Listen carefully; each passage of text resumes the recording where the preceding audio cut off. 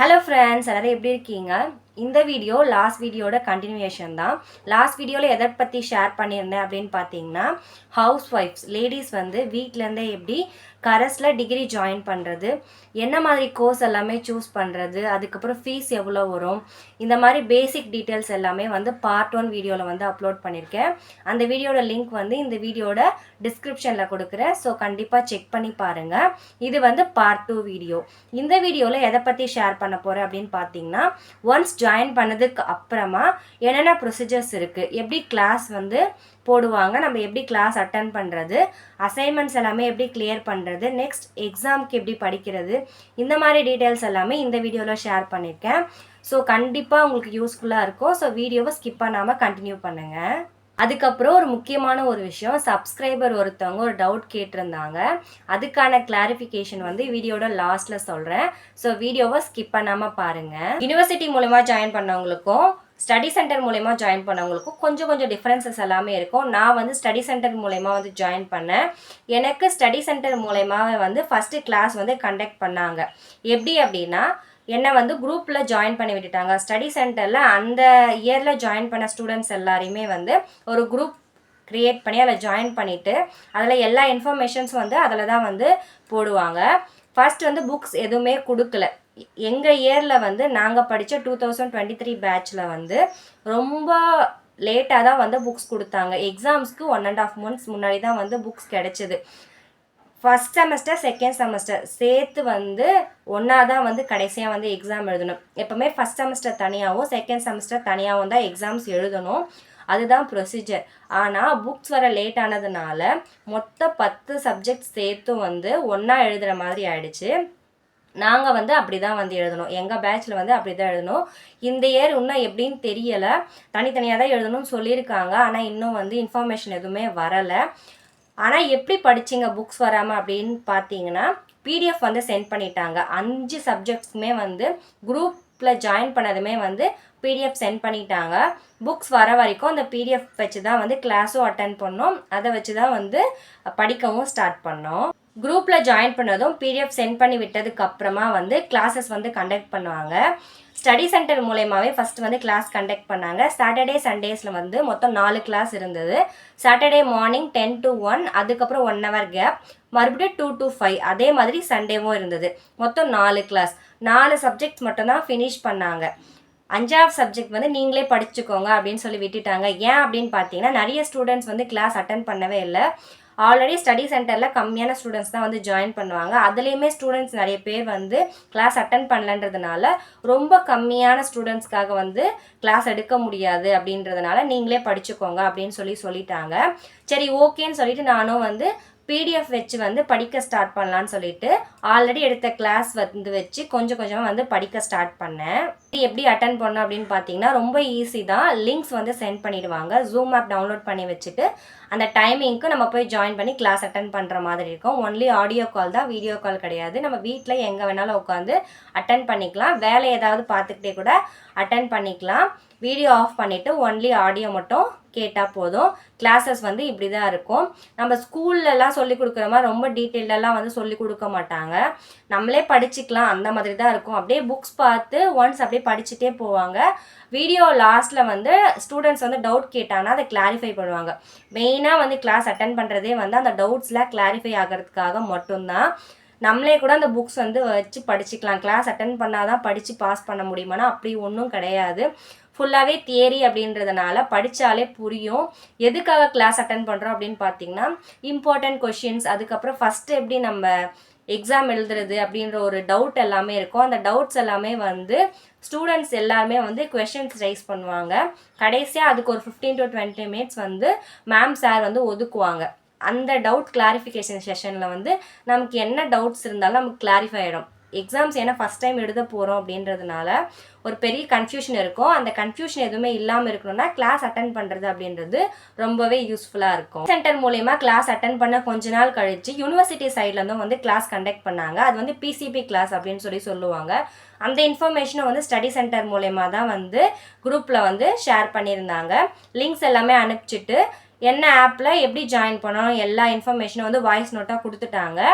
நான் வந்து ஆல்ரெடி வந்து ஸ்டடி சென்டர் மூலயமா வந்து கிளாஸ் அட்டன் பண்ணியிருந்தாலும் மறுபடியும் நான் பிசிபி கிளாஸ் வந்து அட்டன் பண்ணேன். ஏன் அப்படின்னு பார்த்தீங்கன்னா ஏதாவது ஒரு இன்ஃபர்மேஷன் கிடைக்கும், அதுக்காக மட்டும்தான். ஏன்னா ஆடியோ கால் மட்டும்தான் அப்படின்றதுனால அட்டன் பண்ணுறதுல ஒரு கஷ்டமும் கிடையாது. நம்ம ட்ராவல் பண்ணிகிட்டே கூட அட்டன் பண்ணலாம். ஏதாவது டவுட்ஸ் இருந்தால் நம்ம கிளாரிஃபை ஆகும் அப்படின்றதுனால அதில் வந்து ஜாயின் பண்ணி அந்த கிளாஸஸும் வந்து நான் வந்து அட்டன் பண்ணேன். உண்மையாகவே ரொம்ப யூஸ்ஃபுல்லாக இருந்தது. அதில் இருக்கிற ஸ்டூடெண்ட்ஸ்லாம் சேர்ந்து ஒரு குரூப் க்ரியேட் பண்ணியிருந்தாங்க, யூனிவர்சிட்டி குரூப்புன்னு சொல்லிட்டு. அதில் நம்ம வந்து நம்பர் கொடுத்து ஜாயின் பண்ணிக்கிட்டோம் அப்படின்னா வந்து எந்த ஒரு இன்ஃபர்மேஷன் அப்படின்னாலும் அந்த குரூப்பில் வந்து ஷேர் பண்ணிவிடுவாங்க. நான் 2 குரூப்லேயுமே இருக்கேன், யூனிவர்சிட்டி குரூப்லேயும் இருக்கேன், ஸ்டடி சென்டர் குரூப்லேயும் இருக்கேன். ஸோ எனக்கு எந்த இன்ஃபர்மேஷன்னாலும் உடனே கிடச்சிரும். கிளாஸ் எல்லாமே இப்படி தான் அட்டன் பண்ணுற மாதிரி இருக்கும். ரொம்பவே ஈஸி தான். கிளாஸ் அட்டன் பண்ணாமையும் வந்து படிக்கலாம். ஜஸ்ட் இன்ஃபர்மேஷன் தெரிஞ்சுக்கணும் அப்படின்றதுக்காக தான் வந்து கிளாஸ் அட்டன் பண்ணது. கிளாஸ் அட்டன் பண்ணதுனால தான் என்னால் வந்து யூனிவர்சிட்டி குரூப்பில் ஜாயின் பண்ண முடிஞ்சது. எந்த இன்ஃபர்மேஷன்னாலும் உடனே நமக்கு யூனிவர்சிட்டி சைட்லேருந்து கிடைச்சிடும். நம்ம என்ன டவுட் கேட்டாலும் வந்து மற்ற ஸ்டூடெண்ட்ஸும் வந்து ஹெல்ப் பண்ணுவாங்க. இம்பார்ட்டன்ட் கொஷின்ஸ் ஆகட்டும், அதுக்கப்புறம் வந்து கொஷின் பேப்பர்ஸ், ஓல்டு கொஷின் பேப்பர்ஸ்லாம் இருக்கும் இல்லையா, அதெல்லாமே வந்து குரூப்பில் ஷேர் பண்ணுவாங்க. மெயின் அசைன்மெண்ட்ஸ் டைமில் நம்ம கிளியர் பண்ணுறதுக்கு எனக்கு குரூப் தான் வந்து ரொம்பவே யூஸ்ஃபுல்லாக இருந்தது. எதுக்காக அப்படின்னு பார்த்தீங்கன்னா அசைன்மெண்ட்ஸ் வந்து எக்ஸாம்ஸ்க்கு முன்னாடி அலாட் பண்ணாங்க. ஃபஸ்ட் செமஸ்டர் செகண்ட் செமஸ்டர் சேர்த்து மொத்தமாக லாஸ்ட்டாக இயர் எண்டில் தான் வந்து எக்ஸாம்ஸ் வந்து வச்சாங்க.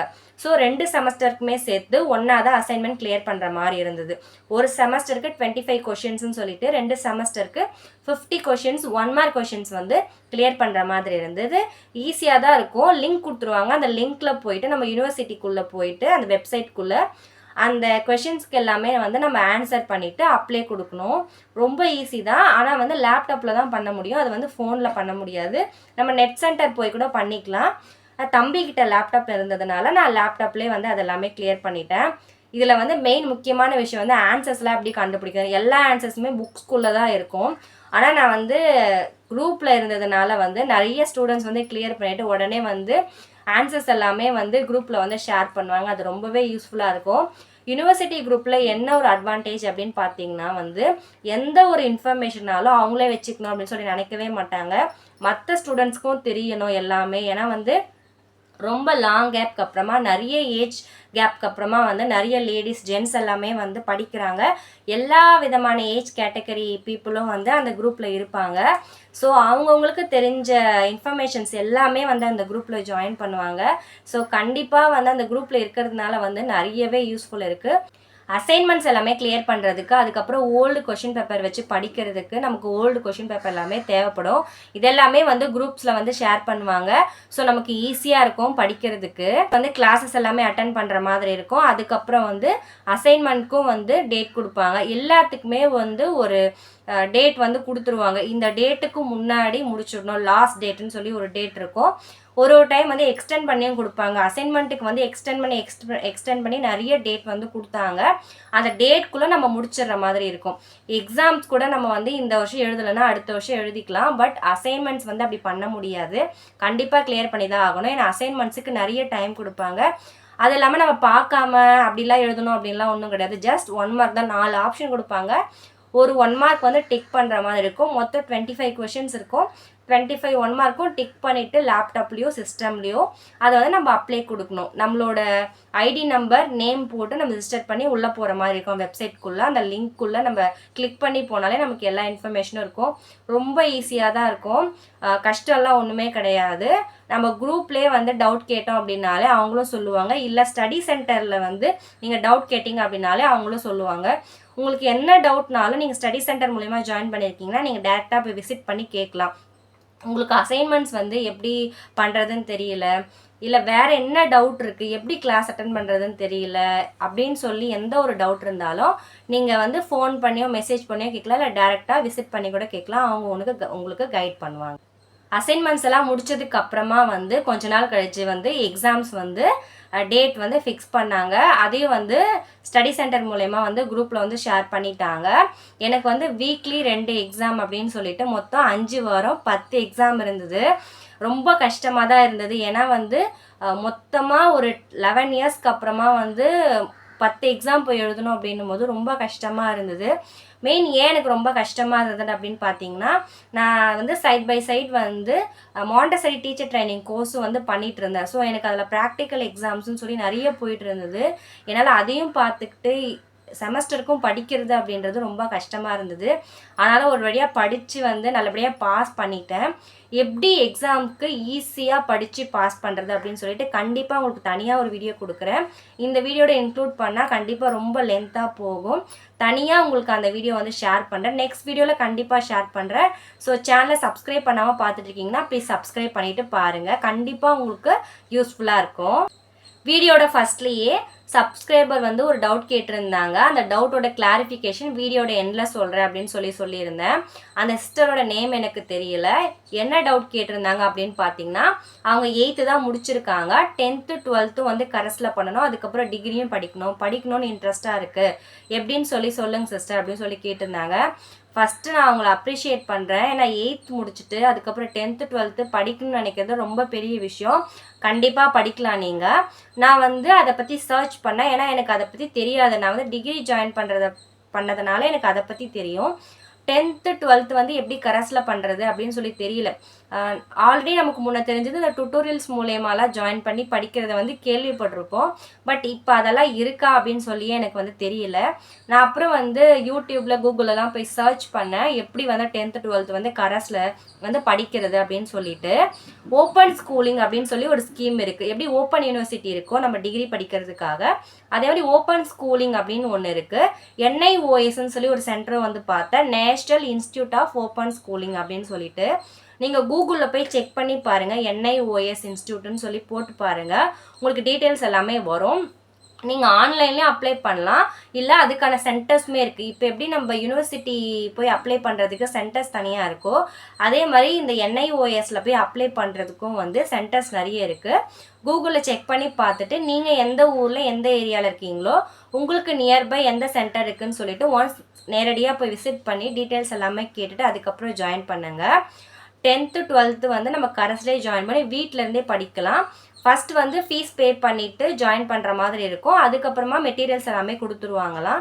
வீட்டிலேருந்தே படிச்சுட்டு எக்ஸாம் டேட் வந்து சொல்லுவாங்க. அந்த டைமில் எக்ஸாம்ஸ் ஃபீஸ் கட்டிட்டு எக்ஸாம் மட்டும் நமக்கு சென்டரில் போய் எழுதுகிற மாதிரி இருக்கும். சேம் நம்ம டிகிரி எப்படி பண்ணுறோமோ அதே மாதிரி தான் வந்து ஸ்கூலும் வந்து பண்ணலாம். இது நிறைய பேருக்கு வந்து யூஸ்ஃபுல்லாக இருக்குது அப்படின்னு சொல்லி நான் வீடியோவில் பார்த்தேன். ஸோ நீங்களும் வந்து படிக்கணும் அப்படின்னு சொல்லி நினச்சிருக்கீங்க, போய் செக் பண்ணி பாருங்கள். இல்லை உங்களுக்கு அதை பற்றி தெரியல, அதை பற்றி ஃபுல் டீட்டெயில்டாக ஒரு வீடியோ வேணும்னா வந்து கண்டிப்பாக கமெண்ட்டில் சொல்லுங்கள். நான் உங்களுக்காகவே சர்ச் பண்ணி எந்த இடத்துலலாம் வந்து சென்டர்ஸ் இருக்குது, எப்படி ஜாயின் பண்ணுறது அப்படின்னு சொல்லி ப்ரொசீஜர்ஸ் எல்லாமே வந்து நான் ஃபுல்லாக வந்து கோ த்ரூ பண்ணிவிட்டு உங்களுக்கு கண்டிப்பாக ஷேர் பண்ணுறேன். ஃப்ரெண்ட்ஸ் இதுதான். ஸோ படிக்கணும்னு நினைக்கிறேன் அப்படின்னா கண்டிப்பாக வந்து ஸ்டார்ட் பண்ணுங்கள். டைம் வேஸ்ட் பண்ணவே பண்ணாதீங்க. நான் அதுதான் சொல்வேன். நாள் ஓடிடும், பட் படிக்க முடியாது. இதுதான் நான் எப்போவுமே சொல்கிறது. நாளைக்கு பார்த்துக்கலாம், நாளான்னைக்கு பார்த்துக்கலாம் அப்படின்னு சொல்லி தள்ளி போடவே போடாதுங்க. இன்றைக்கி இப்போவே ஸ்டார்ட் பண்ணுங்கள் அதுக்கான வந்து வேலையை. கண்டிப்பாக முடியும். எல்லாராலையும் படிக்க முடியும். இந்த ஏஜில் தான் படிக்கணும்னு எந்த ஒரு ரெஸ்ட்ரிக்ஷனும் கிடையாது. எந்த ஏஜில் வேணாலும் படிக்கலாம். நீங்கள் ஸ்கூல் படிக்கணும்னு நினச்சிங்கன்னா கூட அது கூட நிறைய ஆப்ஷன்ஸ் இருக்குது. நான் இப்போ தான் அதை பற்றி சர்ச் பண்ணதுனால எனக்கு தெரிய வந்தது. ஸோ ஸ்கூலோடு நின்றுட்டோமே, நம்ம அதுக்கு மேலே படிக்க முடியாதா அப்படி இருந்தால் அப்படிலாம் ஒன்றும் கிடையாது. நீங்கள் படிக்கணும்னு நினச்சா மட்டும் போதும். அதுக்கான ஆப்ஷன்ஸ் நம்மளை சுற்றி நிறைய இருக்குது. நம்ம அதை தேட ஆரம்பித்தோன்னாலே போதும். கண்டிப்பாக அது உங்களை வந்து சேர்ந்துடும். கண்டிப்பாக இந்த வீடியோ உங்களுக்கு யூஸ்ஃபுல்லாக இருந்திருக்கும். நெக்ஸ்ட் வீடியோவில் வந்து எப்படி எக்ஸாமுக்கு ஈஸியாக எழுதி பாஸ் பண்ணுறது, எவ்வளோ மார்க் எடுத்தால் வந்து பாஸ், அதே மாதிரி அசைன்மெண்ட்ஸ்க்கு எவ்வளோ மார்க் எடுக்கணும், இந்த மாதிரியான டீட்டெயில்ஸ் எல்லாமே வந்து உங்களுக்கு பார்ட் 3 வீடியோவில் வரும். இது வரைக்கும் சேனலை சப்ஸ்கிரைப் பண்ணாமே பார்த்துட்டு இருக்கீங்க அப்படின்னா ப்ளீஸ் சப்ஸ்கிரைப் பண்ணிவிட்டு பாருங்கள். கண்டிப்பாக எனக்கு ஒரு மோட்டிவேஷனாக இருக்கும். வீடியோ உங்களுக்கு பிடிச்சிருந்ததுன்னா கண்டிப்பாக ஒரு லைக் பண்ணிவிடுங்க. படிக்கணும்னு நினைக்கிற உங்களோட ஃப்ரெண்ட்ஸ்க்கு வந்து இந்த வீடியோவை ஷேர் பண்ணுங்கள். தேங்க்ஸ் ஃபார் வாட்சிங்.